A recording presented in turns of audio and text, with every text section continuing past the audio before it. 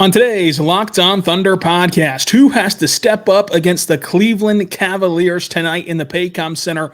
Bally Sports has an update for us on the future of the television rights for the Thunder and the NBA as a whole, and we're going to do part one of your mailbag questions, all coming up on today's Locked On Thunder podcast.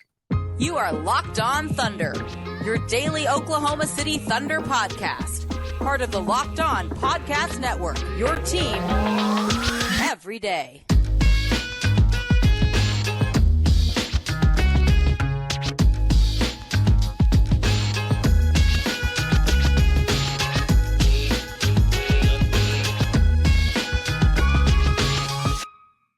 Let's get it going on the Locked On Thunder podcast, on the Locked On Podcast Network, your team every day. I am your host, media member, and editor-in-chief over at thunderousintentions.com, Rylan Stiles. Follow me on Twitter at Rylan_Stiles. Follow the show on Twitter at LOThunderPod. Email the show, LOThunderPod@gmail.com. On today's show, we're diving into your mailbag questions, but also starting out with who has to step up versus Cleveland and a Bally Sports update. So a lot to get to today. If you want to be involved with the show, you can join the Locked On Thunder Insiders Club by going to subtext.com/LockedOnThunder. Folks, we're right in the thick of the NBA season. Today's show is, of course, brought to you by FanDuel. You can go to FanDuel right now and make every moment more. Right now, new customers get $150 in bonus bets if you win your $5 moneyline bet. That's $150 just for having a winning moneyline bet. So visit them today, FanDuel.com/LockedOn to get started. All right, folks, let's dive into first this game against Cleveland, which is happening later on tonight. And you can hear about this game and hear the game on SiriusXM, on the SiriusXM app, or anywhere else you can listen to SiriusXM. You can hear Matt Pinto in the radio broadcast of this game. You can also find Locked On Thunder there and anywhere else you get your podcast from. So the Thunder will welcome in Cleveland, and they're done with the Cavs after tonight. Eastern Conference team, you only play them twice. And if you remember, the last time these two teams played, the Thunder had a thrilling come-from-behind win, down 10 points with 2 minutes to go, and they found a way to win against Cleveland. When you look at this game, last time out, Cleveland did not have Jarrett Allen. In that matchup, they did not have Darius Garland, so they were missing a large chunk of what makes them run. And sadly, in this game, it does not appear that these two teams will be at full strength either. So for the Cavs, their injury report, Amani Bates is down with the G League.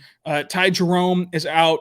Isaiah Mobley is out with the G League as well. The big news here for the Cavs is Isaac Okoro is out with a knee soreness. For the Thunder, though, they still list Kenny Hustle as out with the back spasms. Now, Ousmane Dieng is questionable with a wrist contusion. Lu Dort is questionable with a hip sprain. Lu Dort was not seen at shoot-around today. That just fact of what happened. I'm not sure how much you can read into that. We'll hear more from Mark, of course, at the game at like 5:15. We'll hear from Mark, and he'll give the actual indication for what's to happen with Lu Dort. If Lu Dort cannot go, the Thunder will be tasked with defending Mitchell, Garland, Allen, Mobley on that end of the floor. I'm curious to see where the Thunder would go in that scenario, because there's two trains of thought here. You could either put in Cason Wallace, as they did against Golden State, in place of SGA, put in Cason Wallace in place of Lu Dort. So now you're starting SGA, Josh Giddey, Cason Wallace, J-Dub, and Chet. And you're going to put a lot on SGA, a lot on Cason to defend the Cavs backcourt, and then you're just going to live with the results in the front court. You could also, theoretically start J. Will, and so that slides J-Dub up to the 3, J. Will plays the 4, Chet plays the 5, and you're tasking J-Dub with covering either Mitchell or Garland, and SGA is left to the other one, and then you have J. Will and Chet in there against Mobley and Allen. That does put a strain a little bit on your front court depth, and it does mess with your rotations more than starting Cason does.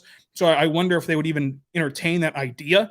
Obviously, Mark is not going to announce the starters pregame. He never does and never will, except for in the preseason. So we'll have to find that out together about 30 minutes before tip-off. But if Lu Dort cannot go tonight, a lot will be put on either Cason Wallace, just in the flow of the game. No matter if he starts or doesn't start, a lot will be put on Cason Wallace, because I think at the end of the day, you're going to live with J-Dub down there as they have all year with Chet, and you're going to put Taysom in there because you've seen he has stood tall against Klay Thompson, against Steph Curry, against Trae Young. That's just the last 2 games where he's been asked to handle that. So I think that you close with Cason Wallace and close with that initial starting 5.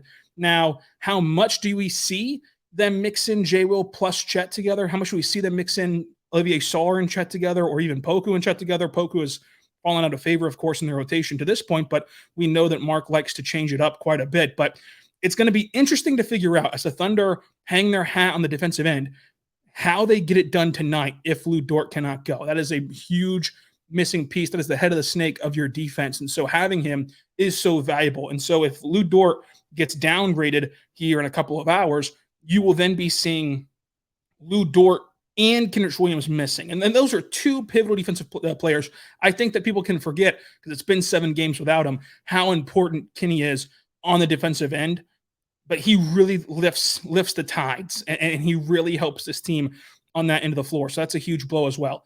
But ultimately, the Thunder are looking for a season series sweep over Cleveland at home to end the homestand. It's going to be a fun game nonetheless. You can catch it on SiriusXM over there. But we get to see Garland, Mitchell versus Shai. We get to see Chet Holmgren now handle something a little different, right? His first time against Cleveland, you only had to handle Mobley and no Allen. This time you have Mobley and Allen there. So how do the Thunder want to defend that? No matter who starts alongside Chet, where do they want Chet playing defensively? Do they want him with Mobley again, or do they want him with Allen this time, as Allen's now entered into the fold? And how do the Cavs stick with that group? Like how often are they playing double bigs? If Chet's in the game, are they going to try to kind of match him with their double big minutes?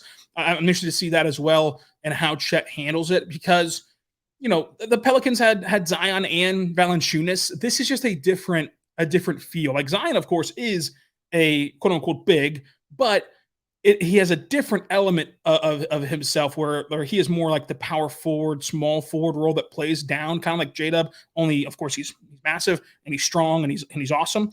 With the Cavs, this is more 2 traditional bigs playing at the same time. And so I want to see how Chet handles that. And on the flip side of that, how Chet handles it offensively, because no matter who defends him, which I think offensively the Cavs will likely put Mobley on him defensively and have Allen stay back. But with that element of now, if you're Cleveland, you have the ability to over pursue Chet at the 3-point line with Mobley. And if Mobley does, fly by Chet and get passed up on a pump fake by Chet, you're now funneling Chet into another center. And that'll leave somebody open. It'll likely be Josh Giddey. Hopefully he can knock down some shots on the kick out. But this is a team where you can afford to play ultra aggressive. Whereas to this point in the season, there has not been many lineups where you can afford to do that versus Chet. He can make you pay for it. So how does he adjust you to that scenario? And do they even make Chet pay for being ultra aggressive? Can Chet just outmaneuver them in that way? So I'm looking forward to seeing that matchup for the Thunder offensively. Obviously, Shai got back to cooking, as they say, against the Monday opponent, which was the Hawks, for the Thunder. I'm looking forward to that as well. So it's going to be a fun one in the Paycom Center. You should be there, and you should listen to tonight's recap podcast of all the action. That'll be a lot of fun. Tonight's podcast of the recap for the Cavs Thunder game. That was the little preview here. I want to get into the Bally Sports situation and what it all means, what the future of Thunder broadcast looks like today on the show. But I also want to tell you right now, my good friends over at PrizePicks. Folks, PrizePicks great. I love PrizePicks. And whenever you go to PrizePicks, it's so fun because it's the largest daily fantasy sports platform in North America. You can even use PrizePicks right here in Oklahoma. You can pick more or less on 2 to 6 player stat projections and watch the winning roll in. So again, you can go, and what you can do is, if you're only an NBA fan, I'm totally with you. I totally get it. You can pick 2 to 6 NBA players, pick more or less on their projections. For example, you can have more Chet blocks than 1.5. You can have more SGA points than 25.5, and then you can just call it good. If you're a fan of a lot of other sports, you can combine this with other sports as well. So you can do tonight, you can do a Chet Holmgren entry alongside as that 2 to 6 players, kind of construction. You can do it alongside some college basketball games. You can do it alongside college football. And as the NFL starts to ramp up and everything this weekend, you can do it there as well. So it's a lot of fun, a lot of different combinations that you can do. And you can also, of course, mix it with other games. You can do a Chet Holmgren entry, and then you can do a Maverick entry. You can do whatever you want to do here with constructing it. It is a lot of fun. And the best part to me is what keeps it fun for me is it's just you versus what actually happens versus the projected numbers. So you don't have to worry about entering a pool and like playing some shark who knows all the trends and knows every little detail about fantasy sports. All you got to do is sit back and watch the game and see if what you predict to happen actually does happen. So it takes the pressure off of playing fantasy sports with all the fun kept into it. And they even have reboot policies. So if you're kind of on the fence of like, yeah, but what if I pick a player and all of a sudden, right before game time, he's out. You can just reboot. They're not going to hold it against you. It is great for PrizePicks to do that for you. It's also great for them to do PrizePicks.com/LockedOnNBA, or simply use the code LockedOnNBA on your first deposit to get a match up to $100. Check it out today, PrizePicks.com/LockedOnNBA. We're back on the Locked On Thunder podcast, on the Locked On Podcast Network, your teams every day. Thank you so much for making us your first listen every single morning, every single day. We're here for you talking Thunder basketball. I want to talk quickly about Bally Sports. So it was announced this week that the NBA has agreed to like an end-of-season contract with Bally Sports to continue broadcasting the NBA contests until the end of the season. I can tell you right now, for one thing, just that we've heard is that this is going to be the end of it. If it wasn't clear already, let's just say that the Thunder and other NBA teams, but the Thunder are very excited about this being over after this season. So your frustrations, of course, are heard. I don't know the logistics. I don't know all that goes into it. This is obviously way above my pay grade in terms of like these $1 million contracts to broadcast a $1 billion entity. But it is embarrassing. It is frankly embarrassing for the league that they continue to pin this on young people don't watch cable. That's not the problem at all. Like young people, even if they're on streaming, you can supposedly buy Bally Sports Plus for an absurd amount, which many people do, pay the $20 a month, including myself, for Bally Sports Plus, and it doesn't work. You still can't watch your team. So there is no reason to allow that to happen for your league, and especially whenever you've handcuffed your audience so much. This is a growing sport. This is a fun sport. It is a sport that young people are really invested in. But if you ever want to get them off of highlights and into real games, you have to loosen up your restrictions or force your partners to simply be better. The fact that you can only get Bally Sports on traditional cable, and it's not on YouTube TV, it's not on Hulu TV, which claims that they have live sports. It's not anywhere, right? It's only on actual physical, like plug-in cable or Bally Sports Plus, which doesn't work, is ridiculous. And that's the problem. It has nothing to do with what young people are doing or not doing. It is simply because even if they want to pay the extraordinary price to try to watch this legally, they cannot do it. So then you force them to either tune it out entirely and not watch it, or go an illegal route to where I can't even blame you if that's what you do, because it's the only option most of the time, especially when you consider that the league understands that this is an issue. Understanding that Bally Sports cannot even get on the air sometimes, forgetting all the social media stuff that they do where they call Royce Young, Royce Lewis of the Twins, and all the other stuff that they do, forgetting all of that. They can't even get on the air a lot of the times. With that being said, as a league, you should say, okay, from now on, for the rest of this season, as long as we're dealing with this Bally Sports stuff, there are no blackouts in the NBA. So if you are in Oklahoma City, if you're in Oklahoma and you buy League Pass, you can watch the Thunder on League Pass, assuredly. That would be the bare minimum I think the league should do. But the Bally Sports deal, if it wasn't clear from the release of like an end of the season thing, from all indications, it's over. It's over with after this season, and we'll see what the next steps are for the league. If I had to guess, I would presume that teams that fall under the Bally Sports umbrella will begin to do what Houston has done, what Utah has done, what other teams have done, Phoenix, and own their own kind of broadcast, to where Houston with the Rockets and the Astros have combined to launch I believe it's called Space City Sports is what it's called.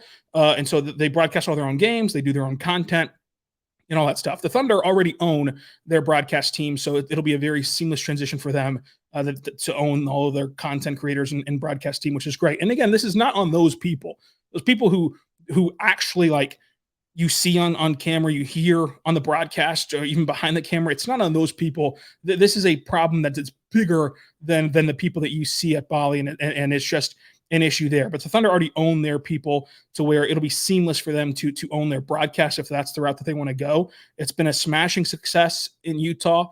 It's been a smashing success in Phoenix. I've heard no complaints in Houston. So I think that's the more route that the league will try to have teams go, because it just makes more sense for the league to own their product, especially in this day and age where there are going to be no disputes with carriers and everything else. It's just going to be kind of a part of what the league does now. And so I'd be curious to see what the next steps are, but I can almost promise you, I can promise you it's not going to be Bally Sports. The Bally Sports is done after this season. Now, to get to the end of the season, it'll likely be a hurdle and a frustrating one. And it's a shame because this team, no matter how they finish the year, no matter what the record is, watching this team night in and night out is going to be so incredibly fun to watch this team grow. You can even see the development within the last week, where like the Pelicans game, they blow that lead and can't turn it back on, gets course corrected within 5 days against the Hawks, where they do turn it back on. So like you can see how these guys are progressing, how these guys are developing, and maybe taking a step back and then taking a step forward. So like watching that come together, independent of how good this team can be, which I still think that they're going to be a top 6 seed in the West. But besides all of that, it's just fun to be a part of watching them grow, watching them develop. And so for a lot of you who just try your hardest to pay the money to support the team, to watch the team and can't do it, I totally understand the frustration of it. And so do the Thunder, and so do the people on the Bally Sports broadcast. It's just way above everybody. No one can really do anything other than say, hey, hear the frustrations, support the frustrations, but there's nothing for them to do right now, which is why I think that the league should have, and if this continues to be an issue moving forward, because supposedly Bally has it fixed now, and they have credited all the consumers a free week of Bally Sports Plus. Supposedly it's fixed, but if this trend continues, I think that the league has to step in to save the season and save what is the most, I think, entertaining regular season that we've seen in quite some time. To save that, I think that you have to step in and kind of remove blackouts for the year. I think that they should remove them in general. I think that's an antiquated freaking way to do things, is have blackout restrictions. But at least for this year, whenever people literally cannot, no matter how hard they try, watch the sport and watch the team that they're in market for, they should remove blackouts on League Pass. That way they can actually control it and at least get it to consumers who would even be willing to pay an additional hoop and an additional fee to watch the league. So I can promise you that Bally Sports is done for, but they did kind of finish out the rest of the season with Bally Sports, and hopefully no one runs into those issues the rest of the season, knock on wood, and hopefully we're kind of past that. But it'll be interesting because as this homestand wraps up tonight, your entire fan base, every single person who likes the Thunder that lives in the state, will be dependent on Bally Sports Plus to bring you an in-season tournament game Friday against Sacramento, which is going to be two of the most exciting young teams in the league going up against each other, and people are going to be just jarring for that game. Then you play, Phoenix, and you play these fun teams coming up on the road. Everyone's going to be dependent on it, and so let's see if it can work. Let's see if we can handle it for this week. But it's getting to the point of ridiculousness. It's already past that point, and I think that quickly, although not soon enough, it is coming to an end for Bally Sports. We are going to do your mailbag questions today. We're also going to do them on Friday. So if you didn't have time to get your questions in, you can post them on Twitter, on the YouTube comment section, and on this Thunder Insiders Club at subtext.com/LockedOnThunder. You can post your questions still. We're going to get to them on Friday as we preview the in-season tournament game against Sacramento. But I want to get to some of them right now to wrap up the show. But first, I want to tell you right now, our good friends over at FanDuel. Folks, FanDuel is great. FanDuel is where you want to go. And I've been telling you this, I stick by it. FanDuel right now, it's the perfect time to jump in. It's the perfect time to have some fun at FanDuel.com/LockedOn. The reason being is that there's so many options. Folks, right now, new customers get $150 in bonus bets with winning any $5 money line bet. So a money line bet is just who you think will win. So you can go there and like Friday night, whenever the Kansas Jayhawks play the Manhattan Jaspers, you can go bet on the Jayhawks to win money line. All they got to do is win the game. You're going to win that bet, and you're going to get $150 in bonus bets for you. So check it out today at FanDuel.com/LockedOn. That's FanDuel.com/LockedOn. You can also bet on spreads, player props, over-unders, and more. The reason why that I stick by this being the best time to go hop on FanDuel.com is because everything's in action. You're going to have the NBA. You're going to have the NHL. You're going to have college football. You're going to have college basketball. You're going to have NFL. You're going to have it all for you right now to kind of sprinkle a little bit here, sprinkle a little bit there, make some parlays, make some spread bets, make everything that you want. Right now against the Cleveland Cavaliers, the Thunder are 2.5-point dogs at home against Cleveland. You can go bet on that at FanDuel.com/LockedOn. Check them out to get started today. FanDuel.com/LockedOn. We're back on the Locked On Thunder podcast, on the Locked On Podcast Network, your team every day. Thank you so much for making us your first listen every single morning, every single day. We're here for you talking Thunder basketball. Let's dive into some of your mailbag questions. At Wildsworth Report NBA, do we eventually see Chet and J-Will playing together to address the issue on the glass? I think that this is interesting. I would imagine that there's going to be times where you see Chet play with J-Will, Sar, Poku, whoever. I think that J-Will is the best option in that category because even though his rebound numbers individually are not high, I will continue to say he's one of the best on the roster of boxing out and allowing others to go clean up the mess on the glass. It's interesting. Again, you got to factor in rotations. This team does lack front court players. So if you're going to play them together, eventually they're going to need to rest. And so whenever you're resting, you got to go small. So the problem would be like if there's ever a team that has this great size where you'd want to put two bigs together like tonight against Cleveland, there's going to be a point in the game where both bigs have to rest, and you have to make sure that you can rely on a Sar, on a Poku, or even go small and play, Jang at the 5. They've done that before. Play Kenrich Williams at the 5. They've done that a lot last year whenever he was healthy. Whenever he gets healthy this year, you have to be able to live with that trade-off. So I think that we will see that lineup eventually, and hopefully it'll help them on the glass. At Eddie Thunder, at Eddie Sooner, could Cason Wallace take Giddey's place in the starting lineup? We're going to talk about this in depth, but I'm going to say no. I think that the starting lineup will take shape as it is the entire season.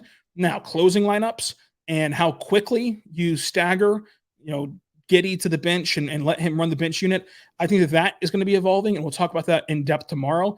But I think that this Thunder starting 5, when healthy, will be SGA, Giddey, Dort, J-Dub, Chet. And then from there, you start to make your tweaks and start to make your adjustments. So we'll talk about Giddey on the bench for an entire segment tomorrow. Not tomorrow, on Friday. So get ready for that on Friday. Tomorrow's show is the Cavs recap, so make sure that you tune in for that as well. But Drew Trotter says no minutes for Tre Mann, Micic, and Bertans. Bertans is not very good as an all-around player. He's very good as a shooter. He tries hard defensively. He's just not very good at it defensively. And they have to limit his games played. He has to miss like 20 games this year in order to reduce his contract, only $5 million owed to him next season. He's got to not play a lot this season. So you're not going to see Bertans play a ton. You're just not going to see it. And Micic, he's still developing. And it sounds weird to say that about a 29-year-old, but he didn't have a lot of time to adjust to the NBA game. This training camp is short in the NBA, and he's admitted that he's still struggling with picking up the pace and the tempo and the defensive differences at the NBA. One thing that he's highlighted is, in the European leagues, there is no 3-second call. So it is a more team-oriented defensive style where you're not on an island. You're not alone. The courts don't have as much spacing. The players do not play as much ISO ball, and you can have a big man just sitting there in the lane. So if you do get beat, you are then passing them off to a big man that's waiting for them at the rim every time. And so you are perfectly comfortable, and it makes you look better as a defender, and it helps you as a team. Whereas in the NBA, you are not only playing a faster pace where you got to be in condition to do that, but you're playing a one-on-one style of ball that he's not used to playing, and that he has admitted that he is trying to get up to speed with and trying to get adjusted to. So I think that that's a big part of why Micic isn't playing. And I think that you can look back, if you want to, and you can find these box scores on Basketball Reference from last year. Look at the first 10 games. Look who was starting. Look who was playing. Look who had minutes in the first 10 games. Then look at the last 10 games and see how dramatically different it is. This is a long season. And we do a podcast every single day. I do not shy away from like reacting to it. I think that'd be a boring show. But it's also good to keep in perspective. Like, this is 7 games in, 8 games in tonight. We're not even at the 10-game mark, which is whenever teams kind of take the season in 10-game segments. We're not even done with the first segment of an 82-game season. So I think that Micic, it might be a little bit of PTSD from Gabriel Deck, where like they signed him, people are kind of interested in him, and then he never played because he just wasn't good. Micic is a good player. Micic can help the Thunder. Micic, I think, will help the Thunder. I think that he will get minutes, but you're not going to throw him into the fire right now. The best you can, try to protect him. And then for Tre Mann, I'm interested in Tre Mann still as a player. I'm not sure that he fits the Thunder. So it's kind of an interesting dynamic there. He has been better this year when he's gotten opportunity. He's only gotten opportunity in garbage time, though. And I don't know when his big break's going to come. He's stayed ready. He stayed a great teammate to this point, and he will be a great teammate the entire length of his duration here in OKC. He's a great guy and a player that guys rally around. But for him, the biggest thing is it's a long season, and so he'll eventually get a chance, I believe. I mean, you're going to have to eventually deal with a stretch where 3 or 4 guards are out, and hey, it's Tre Mann time. And to his credit, he has looked improved. It's been an extremely small sample size of these garbage time minutes, but he's looked improved. I want to see what it looks like as we move forward here. But I wouldn't factor him in to the Thunder anymore. At Euro Thunder, do the Thunder need to get bigger, taller players for lineup options versus teams like the Nuggets, the Bucks, Celtics, and Sixers? They might, but I would just take this season as a continued learning season, and it's going to be a little bit frustrating to hear that, but like the Thunder are going to use this year as a data point, and they're going to use the entire year as a data point. They're not going to make any decisions. They're not going to make any rash moves. They're going to just see where they're at, and they might find that they do need to course correct some things and change some things that they thought one way and now they think a different way. But they're going to let these guys have the full 82-game season. I still think that this roster can flip some of those advantages that, like you point out, as the go-to of like, oh, they're too skinny, or oh, they're not tall enough. I think they can flip some of those advantages on their head as the season progresses, and they can turn them into positives for them, or at least turn them into negating assets, like the rebounding. Whenever teams are selling out to try to get offensive boards, it's led the Thunder to a ton of easy second chance points. And so you've got to balance the putback points with the fast break points and kind of where the Thunder can even some things out there. So I'm interested to see what that looks like. But we are going to continue this mailbag podcast again on Friday's show, including an entire segment on starting lineup / rotation, because I know that like many of you had questions about that, and if the Thunder should change their starting lineup for the upcoming season. And we're also going to take a look at where this Thunder roster sits. At this point, that would then be the 8-game mark to be heading into the second in-season tournament game of the year. So it'll be a lot of fun on Friday. We're going to preview the Kings game tonight. We're going to preview the Cavs game, so stay tuned for that. Subscribe anywhere you get your podcast from, including on Locked On Thunder YouTube and anywhere else you get your podcast from. Follow me on Twitter /X at Ryland_Stouts. It's very hard to say X. I know that a lot of you have gotten on me in the comments as if I don't know that they've changed their name to X. It's just very hard to throw an X out there. It's typically X, bad connotation. We'll see what happens with my speech patterns, if I can continue to say X or not. But at Ryland_Styles there.